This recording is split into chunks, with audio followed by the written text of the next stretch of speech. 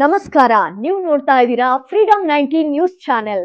ನಿಖರ ಮತ್ತು ಪರಿಶೀಲಿತ ನಿರಂತರ ಸುದ್ದಿಗಳನ್ನ ಜವಾಬ್ದಾರಿಯುತವಾಗಿ ತಲುಪಿಸುವಂತ ವಿಶ್ವಾಸಾರ್ಹ ಸುದ್ದಿ ವೇದಿಕೆ ಫ್ರೀಡಂ 19 ನ್ಯೂಸ್ ಚಾನೆಲ್ಗೆ ತಮಗೆಲ್ಲರಿಗೂ ಆತ್ಮೀಯವಾದಂತಹ ಸ್ವಾಗತ. ಬನ್ನಿ ಇವತ್ತಿನ ಸುದ್ದಿಗಳನ್ನ ನೋಡೋಣ.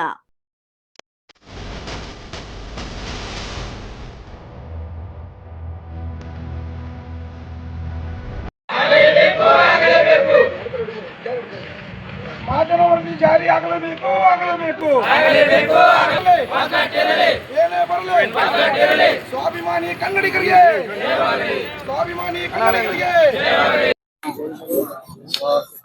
ಇವತ್ತೇನಪ್ಪ ಅಂದ್ರೆ ಕಿತ್ತೂರು ಕರ್ನಾಟಕ ಸೇನೆ ಯುವ ಘಟಕದಿಂದ ಬೆಳಗಾವಿ ಮಹಾನಗರ ಪಾಲಿಕೆ ಮುಂದೆ ನಾವು ಹೋರಾಟ ಮಾಡಕ್ ಬಂದಿದ್ವಿ. ಕಾರಣ ವಿಷಯ ಏನಪ್ಪಾ ಅಂತಂದ್ರ ಏನು ಕರ್ನಾಟಕ ಸರ್ಕಾರ ನಾಮಫಲಕಗಳಲ್ಲಿ ಕಡ್ಡಾಯವಾಗಿ 60% ಏನು ಕನ್ನಡವನ್ನ ಬಳಸಬೇಕಂತ ಹೇಳಿದಾರೆ. ಆದ್ರೆ ಬೆಳಗಾವಿ ಮಹಾನಗರ ಪಾಲಿಕೆ ಆಯುಕ್ತರು ಮತ್ತು ಸಂಬಂಧಪಟ್ಟ ಅಧಿಕಾರಿಗಳು ಈ ವಿಚಾರದಲ್ಲಿ ಸರ್ಕಾರದ ಆದೇಶವನ್ನು ಪಾಲನೆ ಮಾಡುವಲ್ಲಿ ವಿಫಲರಾಗಿದ್ದಾರೆ.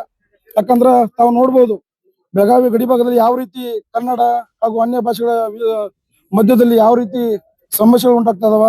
ಮತ್ತು ಬ್ಯಾನರ್ಗಳಲ್ಲಿ ಯಾವುದೇ ಹಬ್ಬ ಹರಿದಿನಗಳು ಬರಲಿ, ಇವತ್ತು ದಸರಾ ಆಗಿರ್ಬೋದು, ಗಣಪತಿ ಹಬ್ಬ ಆಗಿರ್ಬೋದು, ಒಂದು ಬಕ್ರೀದ್ ಆಗಿರ್ಬೋದು, ಯಾವುದೇ ಹಬ್ಬ ಬಂದ್ರು ಕೂಡ ಅಲ್ಲಿ ನಾಮಫಲಕ ಬ್ಯಾನರ್ಗಳಲ್ಲಿ ಇವ್ರೇನು ಅನ್ಯ ಭಾಷೆಗಳಲ್ಲಿ ಏನು ಒಂದು ಮರಾಠಿ ಆಗಿರ್ಬೋದು, ಉರ್ದು ಆಗಿರ್ಬೋದು, ಈ ರೀತಿ ಭಾಷೆಗಳನ್ನು ಬಳಸಿ ಕನ್ನಡ ಭಾಷೆಗೆ ಅವಮಾನ ಮಾಡುವಂತ ಕೆಲಸವನ್ನು ಮಾಡ್ತಾ ಇದ್ದಾರೆ. ಇದಕ್ಕೆ ಮುಖ್ಯ ಕಾರಣ ಕರ್ನಾಟಕ ಸರ್ಕಾರದ ಆದೇಶವನ್ನು ಪಾಲನೆ ಮಾಡುವಲ್ಲಿ ವಿಫಲರಾಗಿರುವಂತ ಮಹಾನಗರ ಪಾಲಿಕೆ ಮತ್ತು ಅಧಿಕಾರಿಗಳು. ಯಾಕಂದ್ರ ಇವರು ಏನು ಕಸ ವಿಲೇವಾರಿ ಮಾಡಿದಾಗ ಆ ಸ್ಥಳಕ್ಕೆ ಹೋಗಿ ದಂಡವನ್ನು ವಿಧಿಸುವಂತ ಕೆಲಸವನ್ನ ಮಹಾನಗರ ಪಾಲಿಕೆ ಅಧಿಕಾರಿಗಳು ಮಾಡ್ತಾರ. ಆದ್ರ ಅನ್ಯ ಭಾಷೆಗಳನ್ನು ನಾಮಫಲಕಗಳಲ್ಲಿ ಏನು ಬಳಸ್ತಾ ಇದಾರ, ಈ ವಿಚಾರವಾಗಿ ಆ ಬ್ಯಾನರ್ಗಳಿಗೆ ದಂಡವನ್ನು ವಿಧಿಸಿ ಅವ್ರ ಮೇಲೆ ಕಟ್ಟುನಿಟ್ಟಿನ ಕ್ರಮ ಕೈಗೊಳ್ಳುವಲ್ಲಿ ಮಹಾನಗರ ಪಾಲಿಕೆ ಅಧಿಕಾರಿಗಳು ಸೋತೋಗಿದಾರ. ಇವತ್ತು ಏನು ಆಗಿನ ಹಿರಿಯ ಕನ್ನಡಪರ ಹೋರಾಟಗಾರರು ಹಲವು ಹೋರಾಟಗಳನ್ನು ಮಾಡಿ ಮೈ ಮೇಲೆ ಏನು ಕೇಸುಗಳನ್ನ ಹಾಕೊಂಡು ಇವತ್ತು ಮಹಾನಗರ ಪಾಲಿಕೆ ಕನ್ನಡಿಗರ ತೆಕ್ಕೆಗೆ ತಗೊಳ್ಳೋದ್ರಲ್ಲಿ ನಮ್ಮ ಹಿರಿಯ ಹೋರಾಟಗಾರರ ಪ್ರಮುಖ ಪಾತ್ರವಿದೆ. ಆದ್ರ ಇಲ್ಲಿ ಮಹಾನಗರ ಪಾಲಿಕೆಯಲ್ಲಿ ಅಧಿಕಾರವನ್ನು ವಹಿಸುವಂತ ಈ ಅಧಿಕಾರಿಗಳು ಮಾತ್ರ ಕನ್ನಡಿಗರ ಪರವಾಗಿ ಕರ್ನಾಟಕ ಸರ್ಕಾರ ಪರವಾಗಿ ಇಲ್ಲ ಅನಿಸ್ತದೆ. ಯಾಕಂದ್ರೆ ತಾವು ನೋಡ್ಬೋದು ಮಹಾರಾಷ್ಟ್ರದಲ್ಲಿ ಹೋದ್ರೆ ನಾವು ಬ್ಯಾನರ್ಗಳಲ್ಲಿ ನಾಮಫಲಕ ಕಡ್ಡಾಯವಾಗಿ ಮರಾಠಿ ಭಾಷೆಗಳಲ್ಲಿ ನೋಡ್ತೀರಿ.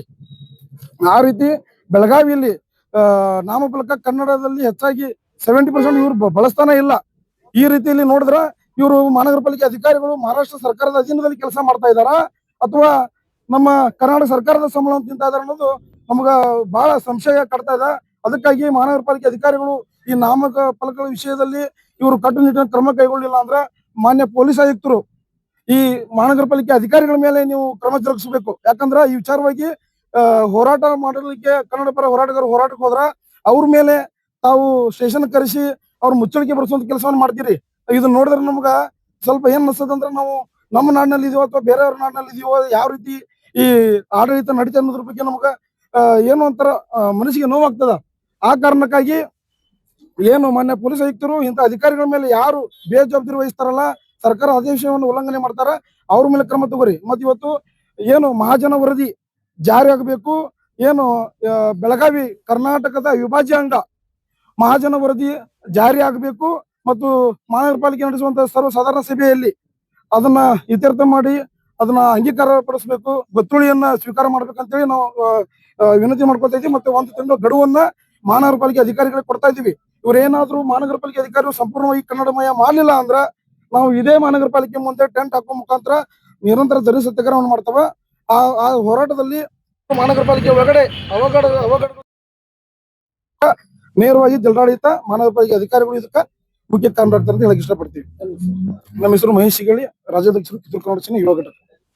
ಇವಿಷ್ಟು ಇಂದಿನ ಪ್ರಮುಖ ಸುದ್ದಿಗಳು. ಕರ್ನಾಟಕದ ಪ್ರತಿಯೊಂದು ಮೂಲೆಗೂ ನಿಖರ ಮತ್ತು ಪರಿಶೀಲಿತ ಮಾಹಿತಿಯನ್ನು ಜವಾಬ್ದಾರಿಯುತವಾಗಿ ತಲುಪಿಸುವಂತಹ ಪ್ರಯತ್ನದಲ್ಲಿ ನಾವು ಸದಾ ನಿಮ್ಮ ಜೊತೆ. ಫ್ರೀಡಂ 19 ನ್ಯೂಸ್ ಚಾನೆಲ್ನ ವೀಕ್ಷಕರಿಗೆ ಧನ್ಯವಾದಗಳು. ಮತ್ತೆ ಭೇಟಿಯಾಗೋಣ ಮುಂದಿನ ಸುದ್ದಿಗಳೊಂದಿಗೆ. ನಮಸ್ಕಾರ.